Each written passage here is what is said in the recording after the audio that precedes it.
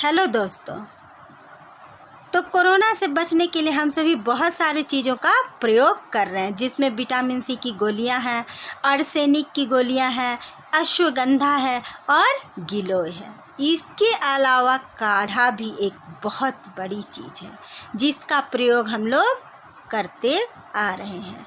आयुष मंत्रालय ने भी कहा कि काढ़ा पीजिए, इम्यूनिटी बढ़ाइए।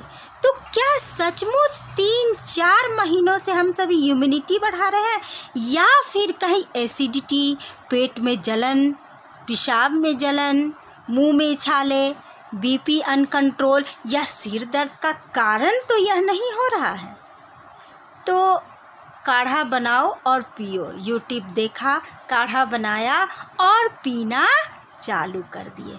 कब पीना है, किसे पीना है और किस समय पीना है, ये सभी हम सभी भूल गए जानना। ये एक आयुर्वेदिक चीज़ है और इसका सही मात्रा में होना बहुत ज़रूरी है। तो वीडियो को आप पूरा देखिए, पसंद आए तो लाइक सब्सक्राइब ज़रूर करिए दोस्तों।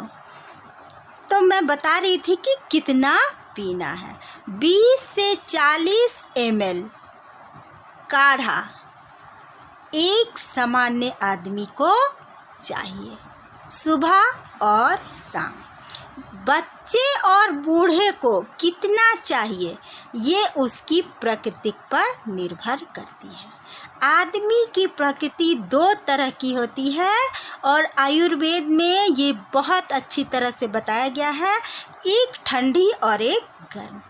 तो चूँकि काढ़ा गर्म है और अगर गर्म प्रवृत्ति के लोग इसे पीते हैं तो उन्हें बहुत कुछ झेलना पड़ सकता है। काढ़े में हम सभी तुलसी का प्रयोग करते हैं जो बहुत गर्म है। इसके अलावा हम सभी लौंग का प्रयोग करते हैं, गोलकी का प्रयोग करते हैं, दालचीनी का प्रयोग करते हैं, जवाइन का प्रयोग करते हैं। ये सभी गर्म प्रवृत्ति की है। और सौंठ तो और भी गर्म है। इसके साथ साथ जब हम इसमें गुड़ डालते हैं तो काढ़ा पूरी तरह से गर्म हो जाता है। नो डाउट यह इम्यूनिटी को तो बहुत बढ़ाता है, लेकिन इसे पचाने की शक्ति होना बहुत ज़रूरी है। किन लोगों को कितना पीना चाहिए यह जानना बहुत ज़रूरी है। इसीलिए आप डॉक्टर से ज़रूर संपर्क करें कि कितनी क्वांटिटी, कितना डालना है काढ़े में और किस तरह से पीना है। आज मैं आपको एक छोटी सी चीज़ दिखाती हूँ जिसमें ये सारा कुछ बताया गया है कि कितना पीना है, क्या बीमारी इससे हो रहा है। तो आप देखिए कि इम्यूनिटी बढ़ाने के बजाय परेशानियाँ बढ़ा रहा मसालों, विटामिन और काढ़े का ओवर डोज। केस 1 में देखिए विटामिन सी का ओवर डोज लिया गया है, नतीजा क्रैप्स और नौसिया। ये सभी आप देखिए नीचे क्या क्या दिया गया है।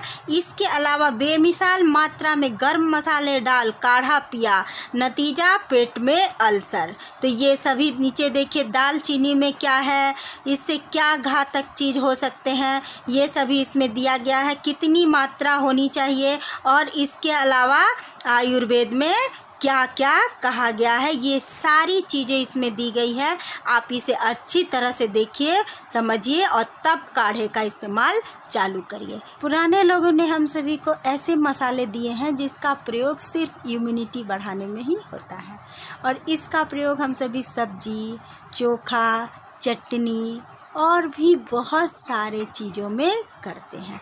अतः ऑटोमेटिकली हमारी इम्यूनिटी प्रतिदिन बढ़ती है। अगर हम सभी को काढ़ा पचाने की शक्ति नहीं है, या फिर अगर हमारे शरीर में इसका कोई साइड इफ़ेक्ट हो रहा है, तो हम सभी को इसे डाइल्यूटेड करके पीना चाहिए।